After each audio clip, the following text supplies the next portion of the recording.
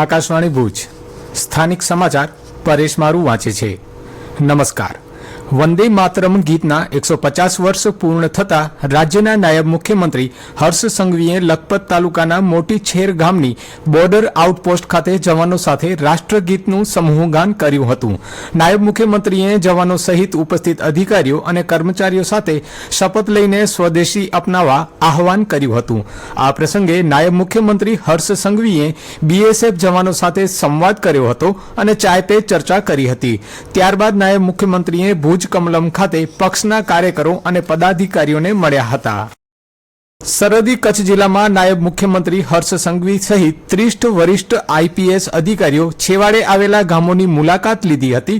નાયબ મુખ્યમંત્રી હર્ષ સંઘવી લખપત તાલુકાના કપુરાસી ગામ ખાતે કપુરાસી અને કોરિયાણી ગ્રામજનો સાથે સંવાદ કરીને ખાટલા બેઠકમાં સહભાગી થયા હતા।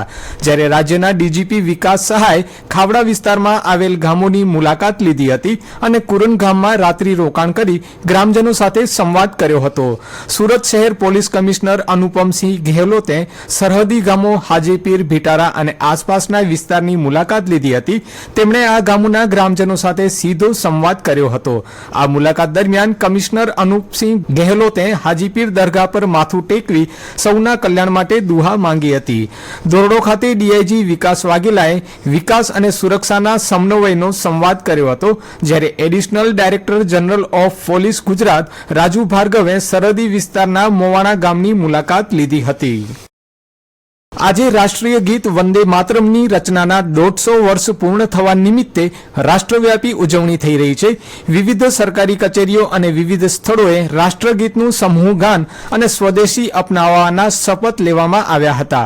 અંજારના દબડાની પ્રાથમિક શાળા નંબર 6 ખાતે ઉચ્ચ અને ટેકનિકલ શિક્ષણ મંત્રી ત્રિકમભાઈ છાંગાના અધ્યક્ષસ્થાને રાષ્ટ્રગીતનું સમૂહ પઠન અને સ્વદેશી અભિયાન અંતર્ગત શપથ લેવામાં આવ્યા હતા। ઉપરાંત રાજ્યકક્ષાએ 7 નવેમ્બરથી 26 નવેમ્બર સુધી રાષ્ટ્રગીતના સન્માનમાં વિવિધ કાર્યક્રમોનું આયોજન કરાશે। આ ઉજવણીના અનુસંધાને 26 નવેમ્બર સુધી જિલ્લા પંચાયત, તાલુકા પંચાયત, મહાનગરપાલિકા, નગરપાલિકા, પોલીસ વડાની કચેરી, જિલ્લાના મુખ્ય મથકના જાહેર સ્થળો, સરકારી કચેરીઓ ખાતે સમૂહ ગાન તથા સ્વદેશીની શપથ લેવામાં આવશે। ઉપરાંત શાળા કોલેજો ખાતે સેમિનાર, વક્તૃત્વ સ્પર્ધા, ચર્ચા સત્ર, યુવા મેરેથોનનું આયોજન કરાશે। કચ્છી ભાષા સાહિત્ય સંશોધન પ્રચાર તથા સંવર્ધન હેતુ કચ્છ યુનિવર્સિટી તથા કચ્છી સાહિત્ય કલા સંઘ વચ્ચે પુંજલ દાદાના અખાડા મોરજર ખાતે સમજૂતી કરાર કરાયો હતો। કચ્છી સાહિત્ય કલા સંઘના પ્રમુખ દિલીપ રાજા કાપડી તથા કચ્છ યુનિવર્સિટીના કુલપતિ મોહનભાઈ પટેલની ઉપસ્થિતિમાં કરાર કરાયા હતા। કલા સંઘ એમઓયુ સમિતિના સભ્યો ડોક્ટર રમેશ ભટ્ટ, વિશ્રામ ગઢવી, લહેરીકાંત ગરવા, ડોક્ટર કોમલબેન સચદેએ આ કરારનો કચ્છી ભાષા સંવર્ધનમાં વધુને વધુ લાભ લેવા કટિબદ્ધતા વ્યક્ત કરી હતી। કુલપતિ મોહનભાઈ પટેલે સાહિત્ય સેમિનાર, પુસ્તક પ્રકાશન, સંશોધન ક્ષેત્રે આ કરારને મહત્વનું કદમ ગણાવતા ગુણવત્તાસભર કચ્છી સાહિત્યને વધુને વધુ સ્થાન આપી શકતા કચ્છી યુનિવર્સિટીના સાહિત્યમાં રસ લેતા વિદ્યાર્થીઓ સુધી પહોંચવામાં આ કરાર મહત્વપૂર્ણ હોવાનું જણાવ્યું હતું। જિલ્લા રોજગાર વિનિમય કચેરી કચ્છ અને આઈટીઆઈ ભુજના સંયુક્ત ઉપક્રમે 10 નવેમ્બરના સવારે 10 વાગે આઈટીઆઈ ભુજ ખાતે એપ્રેન્ટિસ તથા રોજગાર ભરતી મેળાનું આયોજન કરવામાં આવ્યું છે। આ રોજગાર ભરતી મેળામાં SSC, HSC, ITI, diploma, graduate pass ઉમેદવારો ભાગ લઈ શકે છે, જેમાં ખાનગી ક્ષેત્રના નોકરીદાતા ઉપસ્થિત રહેશે।